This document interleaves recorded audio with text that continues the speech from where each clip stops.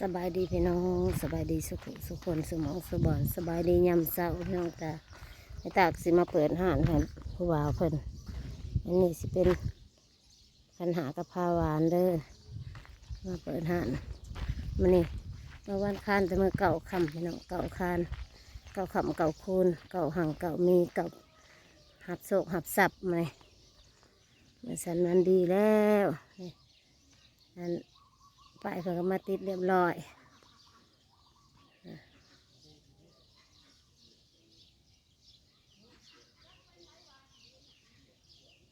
ร้อยแล้ว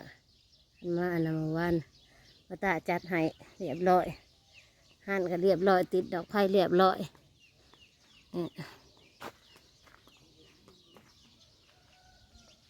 วันนี้เพิ่นสิหับเปิดหับลูกค้าได้มันเปิดหับหั่นหับสับก่อนพี่น้องเปิดหั่นหับสับก่อนวันนี้มือวันคานแต่มือเก่าคำเก่าคานก็คือว่าอะไรเก่าเก่าหับสับเนาะเก่าหังเก่ามีเก่าลำเก่ารวยเก่าขึ้นเก่าเกิน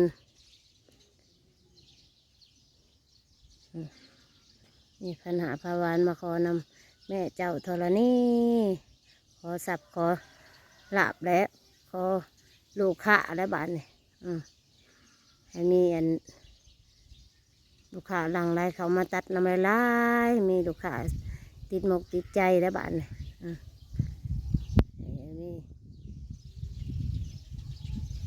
ผู้มีนิยมชมชอบมีผู้หักผู้แพงเด้อบ้านนี่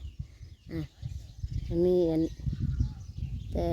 หับโศกหับไส้ได้มาเนี่ยเมื่อเก่าคำวันคานให้มันเงินมันคำเก่าโศกเก่าไส้เก่าหับสับเก่าลำเก่ารวยเก่าขึ้นเก่าเกินหับลูกค้าได้มาเนี่ยหับลูกค้าหับสับเขาห่านเขามือเด้อบ้านนี่ทั้งสิ้นน้อยแต่เพิ่นก็สิบริการให้เต็มที่เนาะทั้งสิ้นน้อยก็ดีสร้างใหม่ได้พี่น้องแต่สร้างใหม่ก็เพิ่นก็สิเอาใจลูกค้าเพิ่นเนาะสิเอาใจลูกค้าเต็มที่ว่าซะธรรมชาติสีพงพวานคอนำคุณแม่เจ้าธรณีผู้ปกปักรักษาดินดอนตอนหยาเนาะแล้วก็ถิ่นฐานภูมิลำเนาผู้สู้แผ่นผ้าผู้ค้ำแผ่นดินผู้เป็นใหญ่ในภูมินรกเนาะแต่ก็สิมีขันหาและภาวานมาขอน้ำเพิ่นขอสับขอ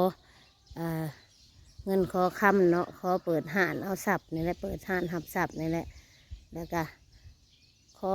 บนอยู่บนเศร้านี่แหละเนี่ยขอบัตรทุกสิ่งทุกอย่างเนาะขอหังขอมีขอให้อยู่ดีมีแห้งให้ร่ำให้รวยให้ขึ้นให้เกินให้มีผู้มาอุปถัมภ์สนับสนุนหลายๆพี่น้องต้องไม่หาครูเขาซีก่อนแต่ซักซีดพี่น้อง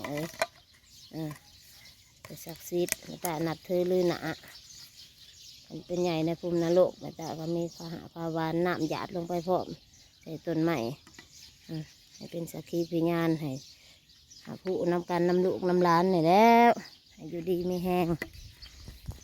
ลองมากก็ให้ร่ำให้รวยให้ขึ้นให้เกินทางให้มีไปทานหับสับแล้วมานี่หับลูกค้า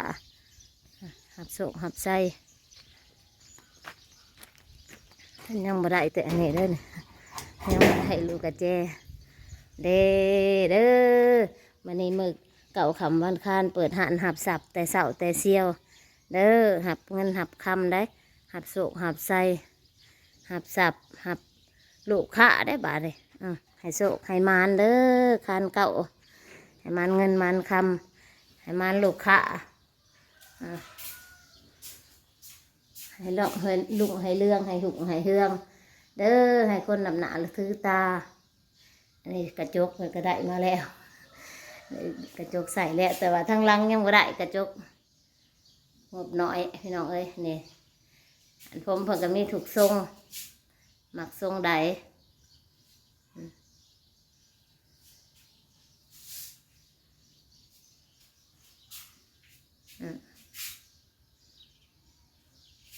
อันนี้ไปกับหัวหน้าเพิ่น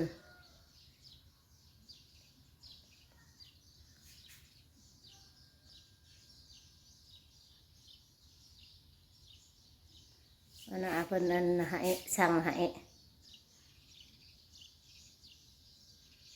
มีถูกทรง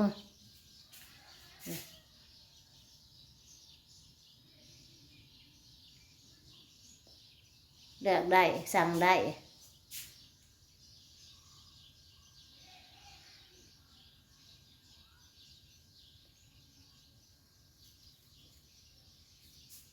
มีถูกทรง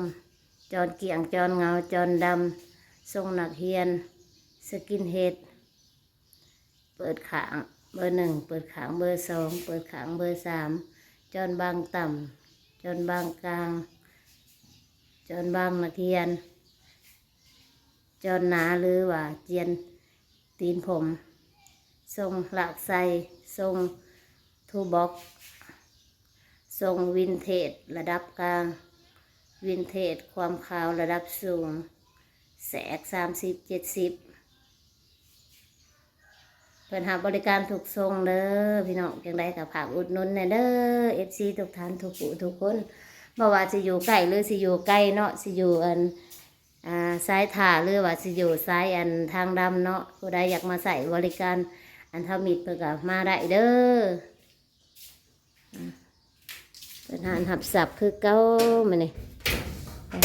ด้านนี้ก็เปิดได้ด้วยนะตั้งนั่งกับบักคักปรับได้ปรับระดับได้หมุนได้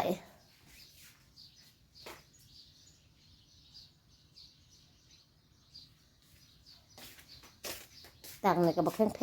งๆไปหน่อยแต่เห็นได้ค่ะเพิ่นลูกอยากได้แล้วก็สั่งให้อันนี้มี10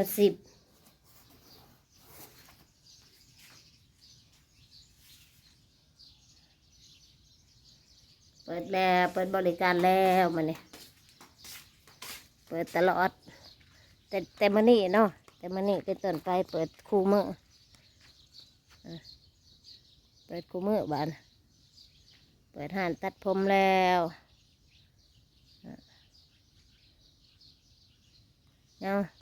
ยังขาดแต่แหวนทางหลังกับพัดลมพัดลมยังบ่ได้ให้หน่อยพัดลมยังบ่ได้ดอกไผ่ต้นนี้ก็ยังบ่ได้ใส่เอามาใส่อันจะเป็นใส่2 ดอกไผ่กะที่อันแผ่น23มันกันความร้อนให้พร้อม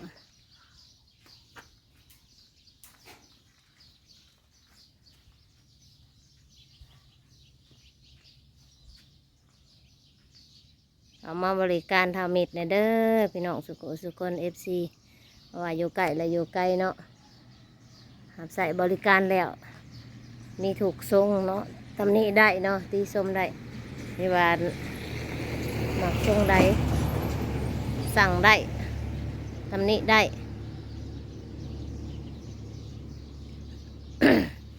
สั่งบริการได้แล้วก็บริวารบ่ให้ตำหนิเนาะก็ตำหนิได้เนาะคันถามว่าบ่มักแล้วก็บ่งามก็ให้ว่าโลดนะให้ตีเอาปรับเปลี่ยนมือได้เพราะว่ามันก็สิเป็นมือใหม่เนาะพี่น้องมือใหม่สั่งใหม่นะอยู่ไกลเลยอยู่ไกลเนาะอยู่ทางเหนือแล้วก็ทางใต้ชายท่าเนาะผู้ใดอยากมาบริการสั่งมือใหม่เนาะเพิ่นก็สิทธิ์สั่งดอนเนาะเฮียนจบมาได้ไปประกาศเรียบร้อยก็มาบริการอยู่บ้านเฮานี่แหละ จังได้กระผากอุดหนุนในเด้อ FC มือใหม่แล้วก็พ่อลุงแม่ป้าพ่อใหญ่แม่ใหญ่ทุกคู่ทุกคนเนาะผากอุดหนุนเป็นกำลังใจให้เพิ่นในเด้อห้านก็เปิดอยู่นี่แหละ บรรณบ่อเนาะเมืองสะพุทอง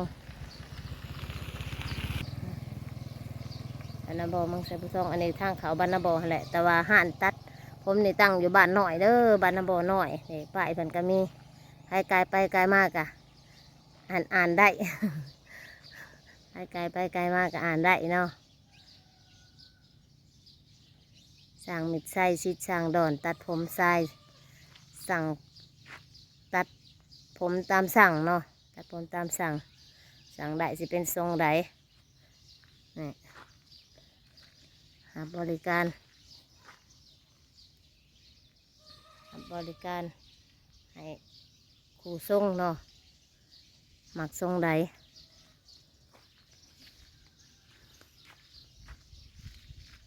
แล้วก็ขอบมกขอบใจทั้งอันร้านไผ่แล้วก็ร้านทรายเนาะที่อันซอยเรือเนาะเห็ดหานตัดผมแล้วก็ทางดินเพื่อนอะไรนี่เด้มาอยู่ผักเสาดินเพื่อนเพาะเดินเฮือนเพื่อนเฮือนก็ยังมาได้ขึ้นดอกบางคนFCเพื่อนบอกเข้าใจว่าเมตามีเฮือนหลังบักงามๆมาสั่นโบแมนเด้อพี่น้อย โบแมนเฮือนเมตาเด้ออันนี้นะ เฮือนลานทรายเฮือนลานทรายเพิ่นเจ้าของเพิ่นยังอยู่ผู้ใหญ่กรุงเทพเพิ่นไปหาเงินมาเฮ็ดเฮือนนี่แหละแต่ว่ายังบ่ได้มาเจ้าของเพิ่นน่ะให้พาเงินมาให้แม่ตานี่แหละสั่งเฮ็ดให้ก็ดีแต่ว่าบ่แม่นเฮือนแม่ตาเด้อ FC เอ้ย บอกให้ฮู้จักนะบางคนบ่เม่นมาว่าโอ้แม่ตาได้เฮือนหลังใหญ่หลังบักงามๆว่าบ่แม่นแม่นเฮือนแม่ตานี่นะเฮือนหลาน เฮือนหลานทรายแต่ว่าบ่แม่นเพิ่นขอมาตั้งร้านตัดผมอยู่หน้าเฮือนอ้ายนี่แหละ มันในวันคานเก่าคำพี่น้องเอ้ยก็เลยไม่ตาก็เลยมือจบมืองามได้มาเนี่ยมือสันวันดีมือสั่งลูกปลุกขึ้นเนาะเก่าลำเก่ารวยเก่าหังเก่ามีเก่าขึ้นเก่าเกินเนาะเก่าโศกเก่าไส้ได้มาเนี่ยเก่าโศกเก่ามาน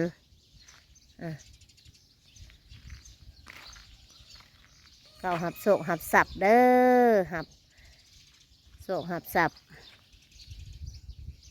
โศกหับไส้หับลูกค้ามาบริการตัดผมหั่นน้อยๆแต่กาเพิ่นกะสีบริการให้เต็มที่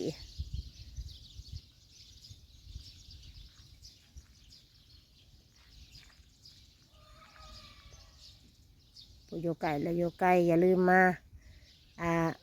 บริการนำในเด้อใช้ถ่าหรือว่าทางใดทางเหนือทางใต้มาลองมึงดูสั่งใหม่สั่งมือใหม่เปิดมาเนี่แล้วก็ทุกมือบานบัดว่าจะเปิดแต่มาเนี่แล้วก็ทุกมือนอกบาน